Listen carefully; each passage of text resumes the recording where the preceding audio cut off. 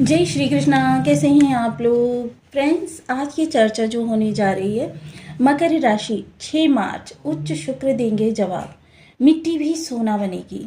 बहुत महत्वपूर्ण ये चर्चा का विषय रहने वाला है, क्योंकि शुक्र देव महाराज जो कि 2 मार्च को आपके इस भाव में आ चुके हैं, जो कि तृतीय भाव है। तृतीय भाव जो होता है वो बेहद महत्वपूर्ण होता है। आपके बल, पौरुष, साहस, पराक्रम, आपकी ऊर्जा, आपके नियंत्रण, किस चीज़ पे आपका कितना नियंत्रण रहने वाला है और कब तक रहने वाला है, इन चीज़ों की भरपाई आपका ये तृतीय भाव करता है। वहीं जहाँ इतना विषम योग बना हुआ है जो आपके लिए स्थितियों को थोड़ा सा अनियंत्रित भी लेकर जा रहा है, वह भी जस्ट आपके धन भाव में बना हुआ है, राहु, बुध, सूर्य और मंगल की युति के द्वारा। वहीं वर्तमान समय जो है, यानी कि यह समय आपके गुरुदेव भी वर्तमान समय में मार्गी अवस्था में आने जा रहे हैं। काफ़ी महत्वपूर्ण है, क्योंकि अगर गोचरीय स्थिति को देखें, आज हम सभी ग्रहों के डिग्री बल के साथ में एनालिसिस करेंगे कि इस समय पर क्या ऊर्जा निकल कर आ रही है, कितनी परसेंट आपके लिए इस समय कार्यों में सकारात्मकता रहने वाली है और कितने परसेंट आपके लिए नकारात्मकता रहने वाली है। जैसा कि हम सभी लोग जानते हैं कि शुक्रदेव महाराज जो आपकी आजीविका के कारक होते हैं, आजीविका के स्वामी हैं, कारक होते हैं शनिदेव महाराज।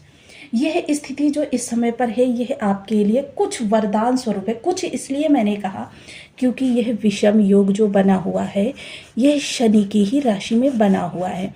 देखिए, जब भी आपके सामने कोई अनियंत्रित स्थिति आती है तो आपका पूरा फोकस पहले उसको नियंत्रित करने में लग जाता है, जिस कारण से आप फैमिली को भी कम समय दे पाते हैं, आप जिस कारण से अपने रिश्तों को भी कम समय दे पाते हैं। मतलब जो अन्य चीज़ें होती हैं, यानी जहाँ पर सब कुछ सामान्य होता है, वहाँ पर उतना फोकस आपका कम रहता है। अब यह मिट्टी भी सोना बन जाएगी वाला समय, क्योंकि देखिए मिट्टी भी सोना बन जाएगी शुक्र के माध्यम से, क्योंकि वर्ष में एक बार शुक्रदेव महाराज उच्च के होते हैं। लेकिन अब की बार यह जो विशेष स्थिति है, इसमें आपको शुक्र की प्रत्येक गतिविधि पर ध्यान रखना होगा। कारण की भी चर्चा करेंगे, क्योंकि ये 27 वर्ष बाद आपके तृतीय भाव में ऐसी युति बन रही है कि इनको आपके राशिपति का भी साथ मिल रहा है।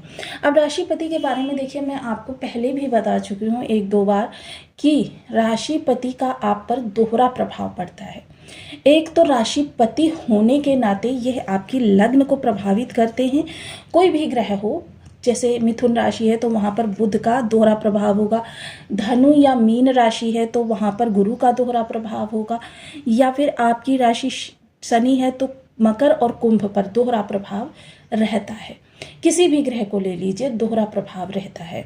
अब यहाँ पर जो चर्चा रहने वाली है, क्योंकि देखिए राशिपति के साथ शुक्र की पहले तो बाउंडिंग बहुत अच्छी है कि इनका जो एक दूसरे के प्रति समर्पित रिश्ता है वो बहुत महत्वपूर्ण है। ज्योतिष के कुछ विद्वान इनको पति पत्नी के रूप में भी जानते हैं, कि मतलब उनका कथन है कि जिस तरीके से एक पति पत्नी एक दूसरे के प्रति पूर्ण समर्पित होते हैं, पत्नी का जो कार्य बिगड़ता है वो पति उसको संभालने का प्रयास करता है, या पति का कोई कार्य बिगड़ता है पत्नी उसको संभालने का प्रयास करती है। एक समर्पण होता है इन दोनों ग्रहों के मध्य, और वही समर्पण इस समय पर हमको काम आने वाला है। चीज़ें हमारे लिए बहुत ज़्यादा विशेष हो सकती थी, लेकिन यहाँ पर कुछ ग्रहों ने अन्य जो ऐसी नीतियाँ बनाई हैं कि जिस कारण से यह वर्ष आपके लिए, क्योंकि जितना सुंदर ये योग बना है उतने ज़्यादा हमको प्रभाव नहीं मिल पाएंगे। ये तो स्पष्टीकरण है कि देखिए, स्पष्ट है कि उतना ज़्यादा हमको प्रभाव नहीं मिल पाएगा, लेकिन फिर भी 27 वर्षों बाद यह जो युति बनी है या ये जो स्थिति बनी है, यह इस स्थिति का हमको बहुत बड़े पैमाने पर लाभ मिल सकता है। इसलिए ये जो समय आपका रहने वाला है, ये विशेषतः इस समय आपकी कई सारी चीज़ों को प्रभावित करता हुआ देखा जाएगा। वो कई सारी चीज़ें क्या हैं? सबसे पहले अगर हम यहाँ देखें तो देखिए, यहाँ पर आपके विचार हैं। विचार ही वो चीज़ होती हैं जो राहु के प्रभाव से उत्पन्न होती है। कहाँ उत्पन्न होती है? मस्तिष्क में। अब ये विचार का भाव इस समय शुक्र के नियंत्रण में है। देखिए, एक तो राशि है शुक्र की और दूसरे तृतीय दृष्टि है। राहु की स्थितियों को संभालने का कार्य करेंगे। यहाँ पर राहु की नवम दृष्टि है, यहाँ पर तो शुक्र का भी अधिकार है यहाँ पर।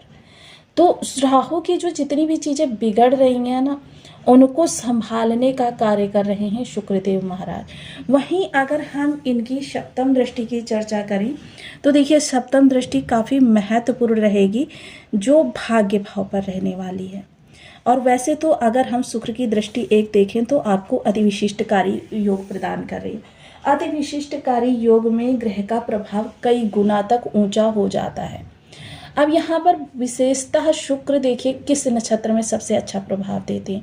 शुक्र जो होते हैं वो रोहिणी नक्षत्र में सबसे अच्छा प्रभाव देते हैं, और यही वो समय काल है जब शुक्र का विशेष प्रभाव रोहिणी नक्षत्र से होने जा रहा है, जो कि चीज़ों को और ज़्यादा शानदार प्रदान करेगा। देखिए विषमता तो रहेगी, अन्य ग्रहों के कारण थोड़ी सी विषमता रहेगी, ये यथार्थ सत्य है, इसमें कोई दो राय नहीं है। लेकिन यहाँ पर डिपेंड ये करेगा कि आप नकारात्मकता का चुनाव करते हैं या सकारात्मकता का चुनाव करते हैं। ये चुनाव देखिए व्यक्ति स्वयं करता है, किस कारण से, तो आइए जानते हैं इस वीडियो में। बने रहिए हमारे साथ इस वीडियो में एंड तक, आपको बहुत कुछ जानने के लिए मिलेगा। वीडियो बहुत ज्ञानवर्धक होने वाला है। यदि आपकी लग्न में 10 नंबर बना हुआ है तो ये राशिफल आपके लिए है। यदि कुंडली में कहीं भी चंद्रमा के साथ 10 नंबर बना हुआ है तो ये राशिफल आपके लिए है। कुंडली ना होने की स्थिति में आप इसे नाम राशि से भी देख सकते हैं। यदि अभी तक आपने अपने इस चैनल को सब्सक्राइब नहीं किया है तो प्लीज़ सब्सक्राइब कर लीजिए, वीडियो को लाइक कर दीजिए, चैनल को शेयर कर दीजिए। इससे होगा क्या कि हमारे आने वाले हर वीडियो की नोटिफिकेशन मिल सकेगी आपको सबसे पहले। एक प्यारा सा कमेंट करना बिल्कुल ना भूलें। कमेंट से हमें बहुत मोटिवेशन मिलता है, हौसला मिलता है, और ये पता चलता है कि आप और क्या जानना चाहते हैं।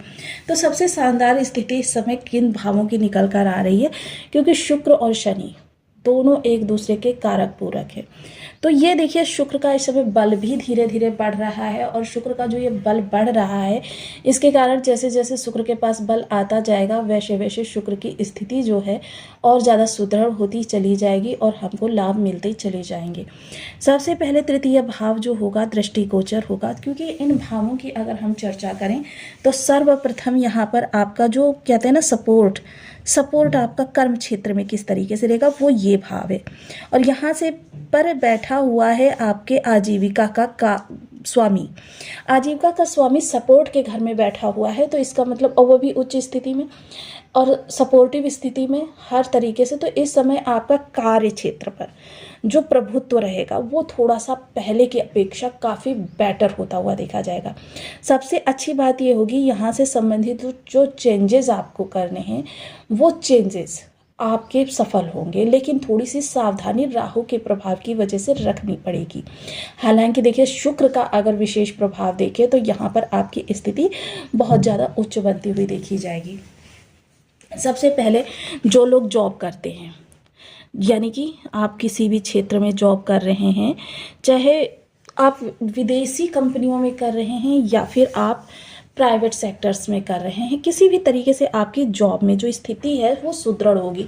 अभी तक अगर आपकी बातों को नहीं सुना जा रहा था, या आपका कार्य करने में मन नहीं लग रहा था, या आपके कार्य की स्थिति बहुत अच्छी नहीं थी, या आप दिन रात मेहनत करते थे लेकिन उसका क्रेडिट आपको नहीं मिलता था, आपको प्रशंसा नहीं होती थी, आपकी मेहनत को अन्यथा लिया जा रहा था, ये सारी चीज़ें अब यहाँ से समाप्त होती हुई देखी जाएंगी। अब क्या होगा, आपके कार्य की योग्यता के अनुसार आपको आपका सम्मान मिलेगा। मोस्टली व्यक्ति जब कहीं पर कार्य करता है तो वो सम्मान का बहुत ज़्यादा इच्छुक होता है कि उसको यथा योग्य सम्मान दिया जाए, और जब ये यथा योग्य सम्मान मिलना प्रारंभ हो जाता है तो व्यक्ति का कार्यस्थल पे और ज़्यादा मेहनत करने को मन करता है और ज़्यादा समर्पण देने को मन करता है। और यही समर्पण जब आपके कार्य क्षेत्र से लगेगा तो समझ लीजिए फिर वहीं से आपकी जो स्थिति है या नियति है दोनों ही बदल जाएंगी, क्योंकि नियति बदलते देर नहीं लगती। एक क्षण, एक पल महत्वपूर्ण होता है नियति बदलने के लिए। वहीं दूसरी चीज़, जो चेंजेस करना चाहते हैं करें, लेकिन थोड़ी सी सावधानी के साथ। आपके बदलाव देखिए, कुछ बदलाव आपको सामने से भी प्राप्त होंगे जिन कर सकते हैं आप, अवसर जिसे कहते हैं। वहीं अगर हम इस भाव के बारे में चर्चा करें तो विचार देखिए, मोस्टली यहाँ पर मैं ये क्लियर कर दूं कि जिन लोगों के बर्थ चार्ट में शुक्र या शनि दोनों, और कुछ लोगों के बर्थ चार्ट में दोनों की स्थिति खराब होगी, ऐसे में वो कोई चेंजेस ना करें। उनके लिए जितना ये शुक्र उच्च हुआ है उनके लिए उतना ही नीच के प्रभाव प्रदान करेगा, क्योंकि अगर ग्रह विषम है तो फिर प्रभाव भी विषम ही अपनी प्रचंडता के आधार पर देगा कि उसके पास कितनी ऊर्जा है। उस ऊर्जा को वो उस व्यक्ति को कार्यों को बिगाड़ने में लगाएगा। अब यहाँ पर अगर चर्चा इस दौरान हम करते हैं आपके इस भाव की, तो ये क्या होता है, ये एक तरीके से कहें तो हमारा इम्यून सिस्टम होता है, इमोशनली जो हमको, क्योंकि मोस्टली देखिए क्या क्या है, विचार हैं। विचार जो होते हैं देखिए राहु के होते हैं, विचार सदैव राहु के होते हैं, लेकिन यहाँ पर अधिपत्य जो है शुक्र का है। इसलिए विचारों को अपने इम्प्लीमेंट तक लेकर जाइए, लेकिन पूर्ण सतर्कता के साथ।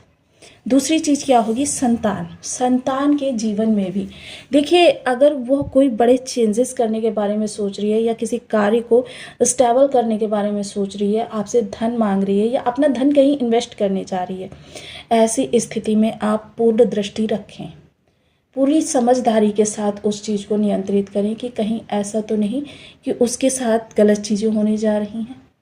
क्योंकि इस समय पर जो स्थिति बन रही है वो स्थिति कुछ अलग ही प्रकार की बन रही है। यहाँ पर हम ये नहीं कह सकते कि कौन सा भाव कितना ज़्यादा आपको नेगेटिव प्रभाव दे सकता है, क्योंकि ग्रहों की स्थिति इस समय कुछ आपके लिए अच्छी नहीं कही जा रही। आपका धन भाव जो है ये आपकी देखिए लॉसेस भी करवा सकता है। इसी वजह से यहाँ पर जो कोई धन इन्वेस्टमेंट या कोई आपसे धन मांग रहा है, इसके लिए आपको पूर्ण सजग रहना है।